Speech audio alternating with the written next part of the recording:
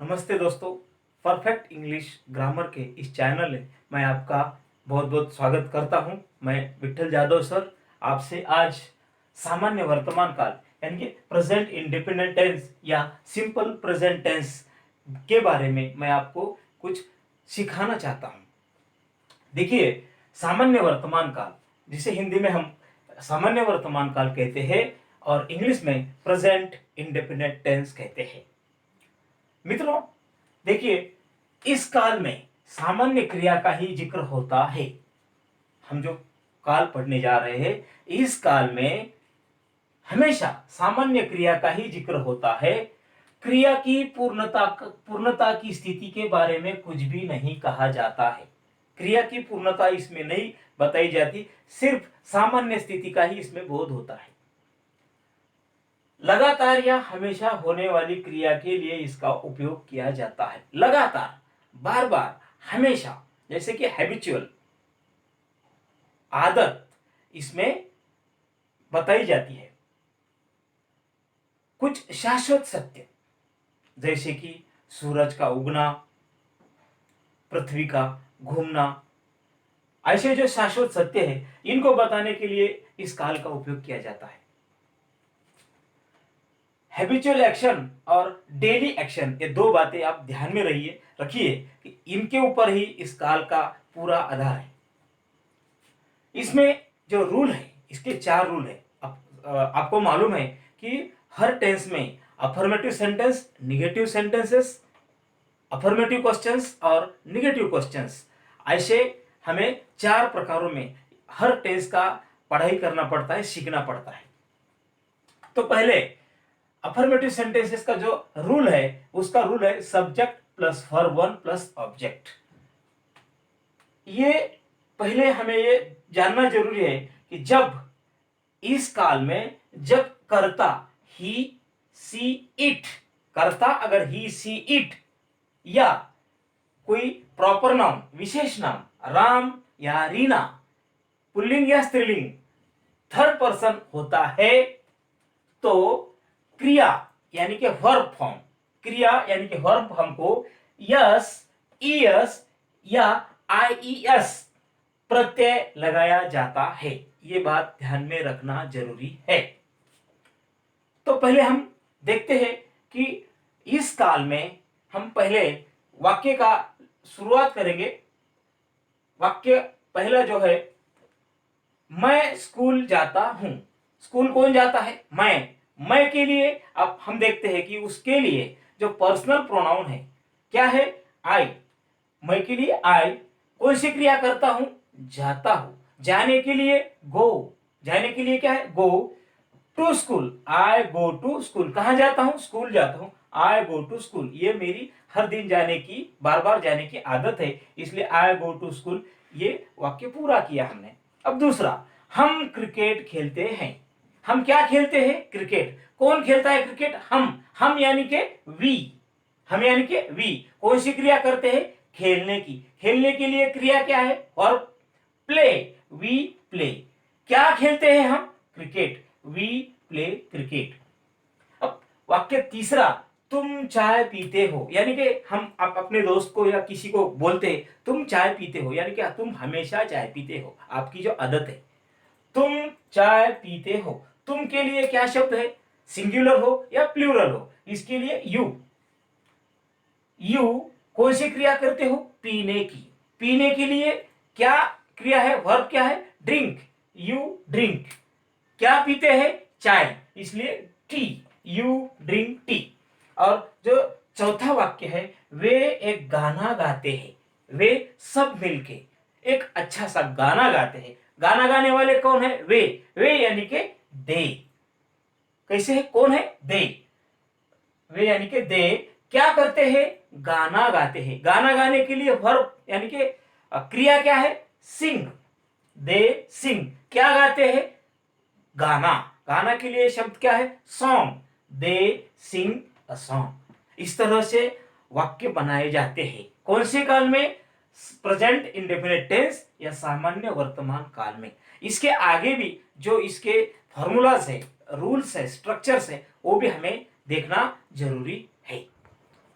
तो मित्रों, अब सामान्य वर्तमान काल में रूल नंबर 2, निगेटिव सेंटेंसेस यानी के नकारात्मक वाक्य। इसका जो रूल है, सब्जेक्ट प्लस डू और does plus not plus verb 1 plus object. इस रूल के अंतर्गत अर्थ है इसका क्रिया नहीं होती है, कभी भी क्रिया नहीं होती है, ये बताने के लिए इस रूल का उपयोग किया जाता है। इसमें अगर सब्जेक्ट यानी कि कर्ता आई, वी, यू, दे हो तो इनके लिए डू नॉट का उपयोग करना जरूरी है। और अगर सब्जेक्ट यानी कि कर्ता ही, सी, इट थर्ड पर्सन है या रवि, संगीता ऐसा कोई भी थर्ड पर्सन है तो इनके लिए डज नॉट का उपयोग करना जरूरी है। देखिए वाक्य इसमें जो पहला वाक्य है, मैं स्कूल नहीं जाता हूं, मैं स्कूल नहीं जाता हूं, यह सब नहीं ना होने वाली बातें हैं। मैं स्कूल नहीं जाता हूं, कौन नहीं जाता? मैं यानी कि आई, करता नहीं इसलिए do not, I do not. कौन सी क्रिया? जाने की, जाने के लिए go, I do not go. School जाना तो to school, I do not go to school. दूसरा वाक्य, हम क्रिकेट नहीं खेलते हैं, हम क्रिकेट नहीं खेलते। कौन? हम, यानी कि हम यानी कि वी, करते नहीं इसलिए डू नॉट। कौन सी क्रिया? खेलने की, खेलने के लिए वर्ब क्या है? Play, we do not play. क्या नहीं खेलते? Cricket, we do not play cricket. वाक्य नंबर 3, तुम चाय नहीं पीते, तुम चाय नहीं पीते यानी कि तुमको चाय पीने की आदत नहीं। तुम यानी कि यू, करते नहीं इसलिए डू नॉट। कौन सी क्रिया? पीने की, इसलिए वर्ब का पहला form drink, you do not drink tea. क्या? चाय के लिए T, you do not drink tea. चौथा वाक्य, वे एक गाना नहीं गाते। मिलते हैं सब एक दूसरे को लेकिन एक भी गाना वे नहीं गाते, वे एक गाना नहीं गाते। कौन? वे यानी के they, plural form THEY they do not, करते नहीं इसलिए डू नॉट। क्या नहीं करते? गाना गाने की क्रिया नहीं करते। क्रिया क्या है? Sing, they do not sing. क्या नहीं गाते? गाना, इसलिए song, they do not sing a song. इस तरह से हमने ये वाक्य बनाए। अब देखते हैं पांचवा वाक्य है, इसमें से थोड़ा चेंज है, वो पढ़ाई नहीं करता। यहां इधर पूरे के पूरे कर्ता जो है, सब्जेक्ट जो है, ये थर्ड पर्सन है।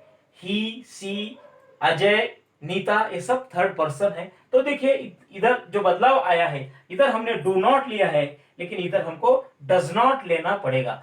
वह पढ़ाई नहीं करता, उसे पढ़ाई करने की आदत नहीं है, वह पढ़ाई नहीं करता। वह के लिए ही, करता नहीं इसलिए डज नॉट। क्या नहीं करता? पढ़ाई नहीं करता, पढ़ाई के लिए शब्द है study, he does not study. वाक्य नंबर 6, वह अंग्रेजी नहीं बोलती। वह जो है एक लड़की है कोई तो भी, वह अंग्रेजी नहीं बोलती। वह यानी कि सी, करती नहीं इसलिए does not, she does not. क्या नहीं करती? बोलने नहीं आता उसे अंग्रेजी, इसलिए सी डज नॉट स्पीक। क्या नहीं बोलती? इंग्लिश, इसलिए English, she does not speak English. सातवां वाक्य, अजय आम नहीं खाता। हम लाते हैं घर में, अजय के घर में आम लाए जाते लेकिन अजय आम नहीं खाता। अजय आम नहीं खाता। अजय सब्जेक्ट है, थर्ड पर्सन है। डज नॉट, करता नहीं इसलिए does not, Ajay does not. कौन सी क्रिया नहीं करता? खाने की, इसलिए ईट, अजय डज नॉट ईट। क्या नहीं खाता? आम नहीं खाता, इसलिए a mango, Ajay does not eat a mango. और आठवां वाक्य है, नीता पत्र नहीं लिखती। नीता को पत्र लिखने नहीं आता या वो नहीं लिखती। नीता पत्र नहीं लिखती। कौन है सब्जेक्ट? नीता। नीता करती नहीं इसलिए डज नॉट। क्या नहीं करती? लिखती नहीं, लिखने के लिए वर्ब है write, Neeta does not write. क्या नहीं लिखती? पत्र, पत्र के लिए इंग्लिश शब्द है letter, Neeta does not write a letter. इस तरह हमने निगेटिव सेंटेंसेस का रूल नंबर 2 पूरा किया है इंडेफिनिट टेंस में। अब आगे तो अब देखते हैं सामान्य वर्तमान काल यानी कि प्रेजेंट इंडेफिनिट टेंस में रूल नंबर 3, अफर्मेटिव क्वेश्चंस यानी कि सकारात्मक प्रश्न या सकारात्मक सवाल। उसका जो रूल है, डू और does plus subject plus verb one plus object plus question mark. इसका अर्थ होता है क्रिया, क्या क्रिया होती है, क्या क्रिया होती है। इसमें से पहला जो वाक्य है, प्रश्न है, पहला सवाल है, क्या मैं स्कूल जाता हूं, क्या मैं स्कूल जाता हूं। स्कूल जाने वाला कौन है, मैं यानी कि आई। डू, मेरे लिए आई के लिए क्या यूज करना पड़ता है, ऑक्सिलरी डू। डू आई, जाने के लिए go, do I go to school, क्या मैं स्कूल जाता हूं। दूसरा सवाल है, क्या हम क्रिकेट खेलते हैं, क्या हम क्रिकेट खेलते हैं। हम के लिए वी, इसलिए subject do, we, do we, कौन सी क्रिया कौन सी है, खेलने की, खेलने के लिए प्ले, डू वी प्ले, क्या खेलते हैं, cricket, do we play cricket, क्या हम क्रिकेट खेलते हैं। तीसरा सवाल, क्या तुम चाय पीते हो, क्या तुम चाय पीते हो। डू यू, कौन सी क्रिया, पीने की, इसलिए ड्रिंक, डू यू ड्रिंक, चाय के लिए T, do you drink tea, क्या तुम चाय पीते हो। सवाल नंबर 4, क्या वे साइकिल लाते हैं, स्कूल आने के लिए क्या वे साइकिल लाते हैं। डू दे, वे प्लूरल है, अनेक बहुवचन है, डू दे, डू दे, लाने के लिए ब्रिंग, लाना, bring, brought, brought, do they bring, क्या लाते हैं, बाइसिकल, अ बाइसिकल, साइकिल यानी bicycle, do they bring a bicycle, क्या वे बाइसिकल या क्या वे साइकिल लाते हैं। सवाल नंबर 5, क्या वे मैदान में खेलते हैं, घर में नहीं, क्या वे मैदान में खेलते हैं। डू दे, बहुवचन है इसलिए दे, डू दे, खेलने के लिए play, do they play on the ground, मैदान के लिए ground, do they play on the ground, क्या मैदान में खेलते हैं। वाक्य सवाल नंबर 6, क्या वह पुस्तक पढ़ता है। अब देखिए इधर थोड़ा बदलाव आता है। हमें मालूम है अगर थर्ड पर्सन है, अगर थर्ड पर्सन है तो उसके लिए हम डू नहीं, उसके बजाय डज इस ऑक्सिलरी का उपयोग कर सकते हैं। Does, does he, does he, वह के लिए ही, डज ही, कौन सी क्रिया, पढ़ने की, इसलिए रीड, डज ही रीड, क्या, पुस्तक, पुस्तक यानी कि book, does he read a book, क्या वह पुस्तक पढ़ता है। सवाल नंबर 7, क्या वह कॉफी बनाती है, चाय तो बनाती है लेकिन क्या वो कॉफी भी बनाती है।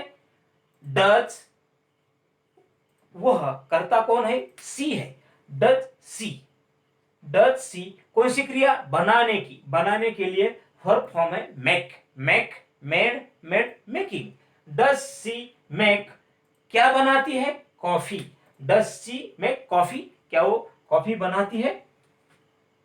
सवाल नंबर 8, क्या रमन अंग्रेजी बोलता है, तुम्हारा दोस्त रमन अंग्रेजी बोलता है, क्या, क्या रमन अंग्रेजी बोलता है।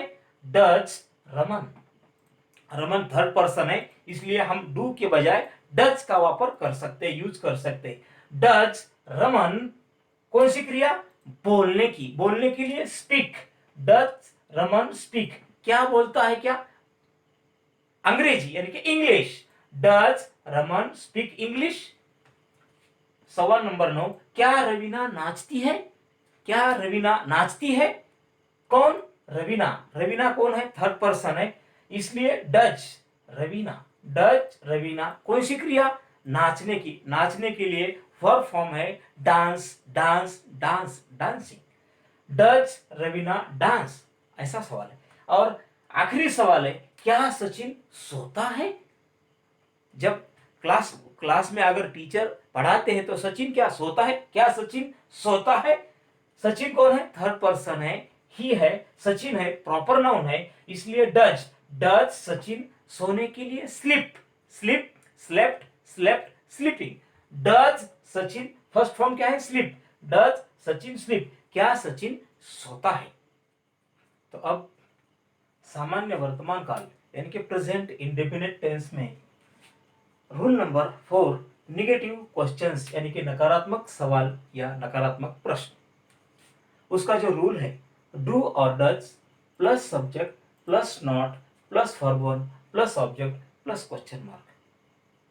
मैंने इसके पूर्व आपको बताया है डू किसके लिए लेना है और डज किसके लिए लेना है। अगर सब्जेक्ट यानी कि कर्ता आई, वी, यू और दे होता है तो उनके लिए डू का यूज करना है, और जब subject third person he, she, it होता है तो उसके लिए डज का यूज करना है। तो इसका अर्थ क्या है? इसका अर्थ है क्या क्रिया नहीं होती है? इस सवाल से किस किसके लिए हम सवाल पूछते हैं? क्या क्रिया नहीं होती है? क्या मैं स्कूल नहीं जाता? मैं खुद से सवाल पूछ रहा हूं, क्या मैं स्कूल नहीं जाता? Do I not go to school? क्या हम शक्कर नहीं खाते?